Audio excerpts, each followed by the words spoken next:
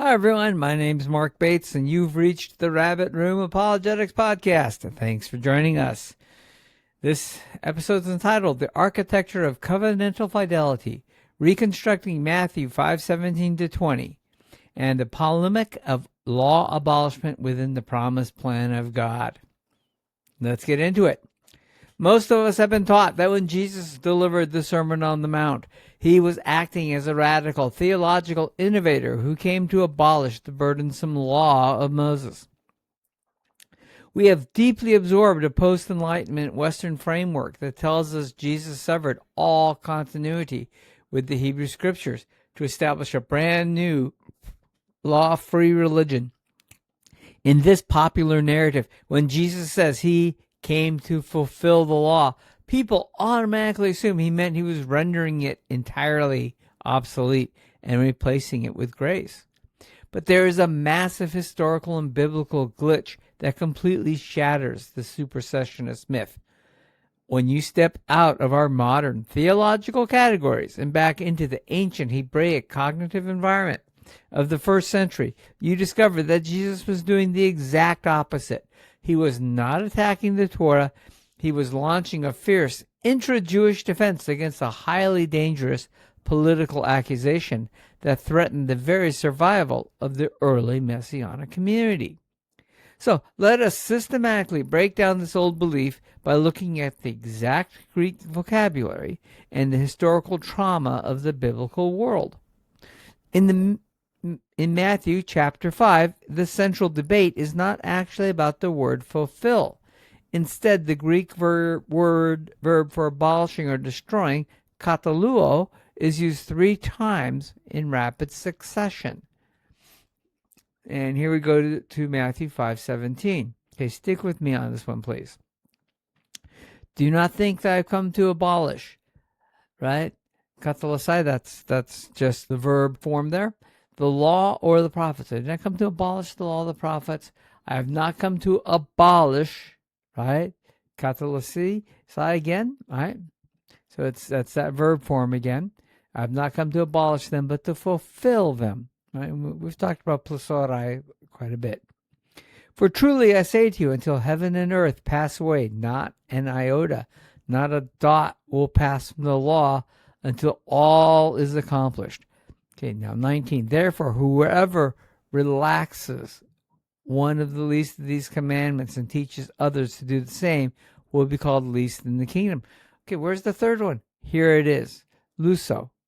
Okay, this is a very close relative to kataulosai here, right? These are all based on the katauloso verb. Luso is a close relative. So that's where the 3 instances are. Okay.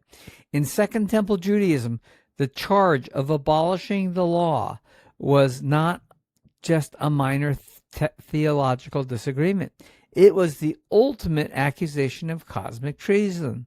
Historically, Jewish leaders who compromised the Torah, like the unlawful high priest Jason, who embraced Hellenization, were blamed for bringing the catastrophic wrath of Antiochus Epiphanes upon the nation.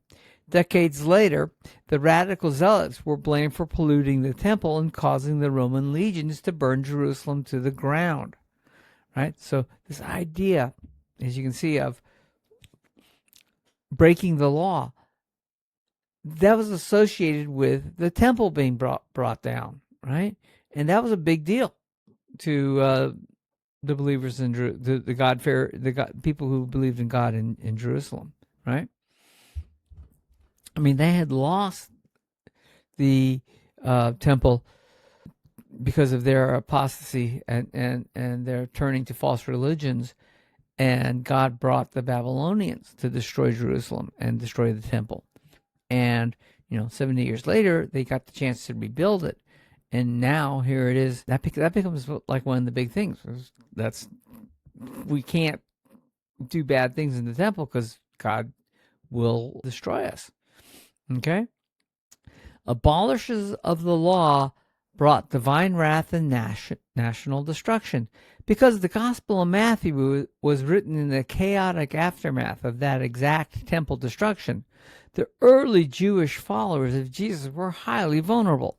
They were being actively scapegoated by rival factions as the lawless agitators whose movement had provoked the Roman disaster. Matthew 5 is a brilliant tactical counterattack. Jesus flips the accusation, warning that anyone who relaxes the commandments will be least in the kingdom, and he levels the charge of covenantal infidelity right back at the religious elite. That's 520, right? That's wrong. Okay, I'm sorry, I need 520. Let me get here. For I tell you, unless your righteousness exceeds that of the scribes and Pharisees, you will never enter the kingdom of heaven. So, wait a minute, ooh, that's some high ground. He's plowing there. So what is the new reality, and what is the exact payoff beat for your faith today? Jesus is the eschatological Jewish Messiah who did not come to terminate the Sinai Covenant, but to bring it to its intended spirit-empowered climax within the organically unified promised plan of God. And that would be here, Romans 3:31. Okay? And do we then overthrow the law by this faith? By no means. On the contrary, we uphold the law. Okay? So even though the law is done away with, think about what Paul said there in Romans. This means your salvation is anchored in a fiercely non-supersessionist reality. The new covenant does not annul the Torah. It internalizes it. As a Gentile believer, you are graciously grafted into Israel's historic olive tree, expanding the covenant without ever erasing God's concrete, irrevocable promises to ethnic Israel. You are not called to a lawless, disembodied faith. You are called to active participation in God's redemptive narrative, embodying the heart-level justice, mercy, and covenantal fidelity of the restored cosmic temple. Okay, so if you want to continue stripping away modern philosophical myths and recovering the ancient supernatural architecture of the scriptures, make sure that you hit the subscribe button to the Rabbit Room Apologetics channel. Thank you for that. Now, as always, this specific video here is just a quick summary of the article, The Architecture of Covenant Fidelity. You'll find this article on my Substack. The link for that article will be in the video description, along with a podcast of the article. So if you want that in audio form, I like audio forms for the articles.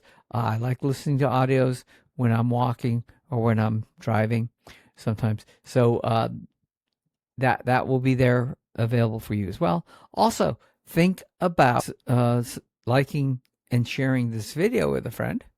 Right, that helps the channel a great deal, but also gives you something you can start talking about. Right, a lot of times we don't have enough to talk about that's biblical, and this can certainly help in that manner. And then let's talk about using Logos tools. This is the Bible study tool I've used for 20 plus years. I've got notes in here that go back 20 years. It keeps advancing and keeps getting better, but they keep the old stuff there so I don't lose anything. This is the best one here, and all I had to do is do a quick lookup for all the various verb forms for kataulosai, and I was able to find the 3 very quickly that were in here, and that's what went into the article. Okay, so if you want to just look into this, there will be a link in the description as well for a free trial. Think about it. It's the best one. So you might want to just look at it. As always, be blessed. Have a wonderful day. And if there's anything you liked or disliked about this video, if there's any place you want me to go with for the next thing, you have some idea of some place you want me to go, definitely think about leaving me a comment. I answer them all. The other thing is look for my Bible commentaries. Now, I'm putting out every day another Bible commentary. Right now we're in the book of Genesis, and every day we're putting out a new commentary, and that will be hopefully very useful for you. in understanding the basic theology that I'm trying to show here, but also just keeping up with what are the potential high points of some of these.